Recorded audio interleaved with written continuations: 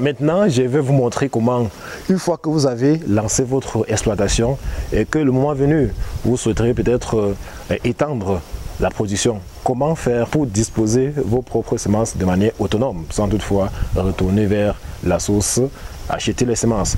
Donc aujourd'hui, je vais juste vous montrer la méthode de bouturage. Lorsque vous avez déjà un champ, même si vos produits ne produisent pas encore, vous pouvez déjà reproduire vos semences par bouturage. Donc voici comment cela va se passer. Pour le faire, vous aurez besoin juste d'une bonne liane là. Oui. Donc lors de l'opération précédente, on coupait ça pour jeter. Mais ici, ça va nous servir. Donc on aura besoin d'une liane ainsi qu'on va couper peut-être de 40 cm.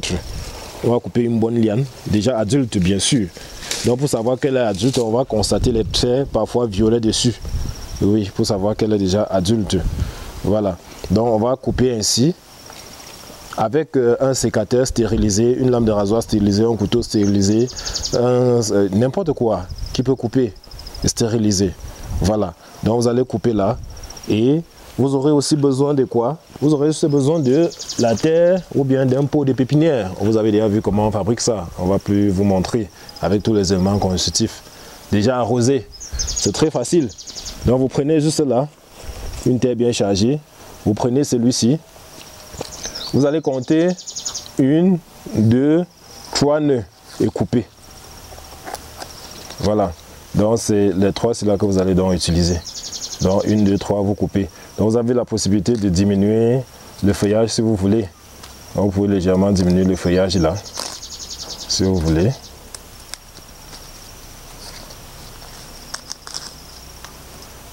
Voilà. Donc une fois que vous avez fait, bon généralement les autres vont utiliser l'hormone d'enracinement et consorts, c'est-à-dire l'aloe vera. Donc beaucoup vont prendre ça et puis vont mettre ça mélanger avec le gel d'aloe vera avant de transplanter.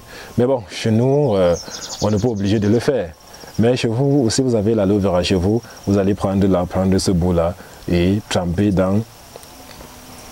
justement dans l'aloe vera. Voilà. Donc, une fois que cela a été fait, vous avez trempé là, vous allez se venir là et tchouquer. Bon, vous allez se venir là et tchouquer. Voilà. Une fois que vous avez tchouqué, vous allez juste arroser.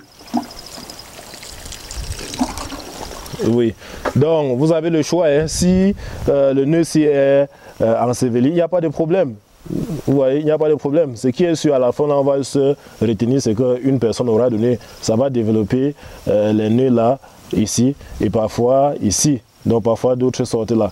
Mais à la fin, là, chez nous, on va retenir juste un. Donc ce qui va le mieux se développer. Ou bien la liane qui va la mieux se développer, on va retenir ça, parce que ça va développer environ 3 lianes. D'accord? Donc c'est un peu ça. Environ un mois après, ça va commencer à développer les racines. Et au même moment, les racines vont se développer, les lianes vont aussi commencer à sortir. Et vous aurez désormais un nouveau plan, ainsi pour l'extension de votre production. Et vous pourrez donc, à partir de la première exploitation que vous avez lancée, faire même 1000 plants, sans toutefois avoir besoin de faire recours encore aux sémenciers. Voilà, donc c'était ce secret-là que je comptais vous montrer pour la reproduction de vos plants par bouturage. Voilà, donc on se prend pour des questions. Si vous avez des préoccupations, là, peu importe la préoccupation concernant ce domaine, il faut se poser. Parce que c'est le suivi là et l'accompagnement qui constitue même la véritable formation. Tout ce qu'on raconte là, tout le monde peut suivre, ça n'importe où, mais c'est le suivi qui fait la formation. Donc merci de nous avoir fait confiance.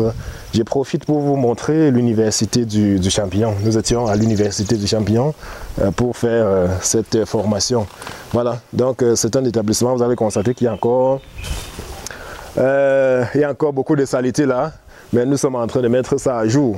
C'est tout un établissement que nous sommes en train de vouloir implanter, l'industrie des champignons, parce que nous produisons aussi les champignons comestibles ici à Tchang depuis pratiquement 2018, et par coup de chance nous sommes tombés sur cette infrastructure qui a été mise à notre disposition. Question d'étendre nos différentes activités. Voilà. Donc, je prends la peine de le dire parce qu'on ne sait jamais, vous pouvez aussi être intéressé par une activité aussi comme celle-là, c'est-à-dire la culture des champignons. Merci de nous faire signe. Nous avions aussi ce petit problème d'espace. Lorsqu'on trouvait des petites maisons construites non habitées, on prenait, lorsqu'on trouvait un petit appartement abandonné, on prenait pour faire les champignons. Et c'est en pleurant même sur la toile que nous sommes tombés sur quelqu'un qui nous a présenté cette occasion et nous sommes tombés justement sur ça. Et cela va nous permettre vraiment de nous exprimer dans ce domaine qui est la culture des champignons.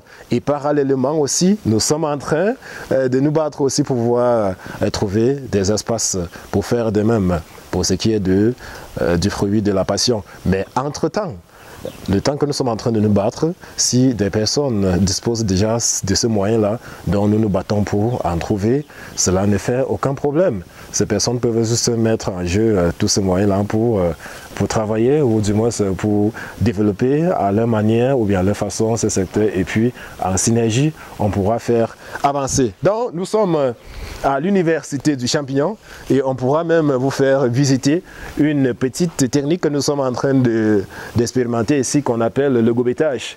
C'est une technique qui consiste à faire pousser les champignons du sol. Désolé d'aller un peu hors sujet, je le dis parce que je suis certain qu'il y a certains qui sont dans la culture des champignons et qui ont participé aussi à cette formation. Voilà, donc on profite aussi quand même pour les faire voir ce que nous avons l'habitude de faire ici. Ça veut dire la culture des champignons sur sol. On fait en hors sol et sur sol. Donc depuis que nous avons pris l'université du champignon, nous sommes en train de tester plusieurs types ou bien plusieurs techniques de culture, plusieurs techniques culturelles en ce qui concerne ce domaine, afin d'appliquer la technique la plus rentable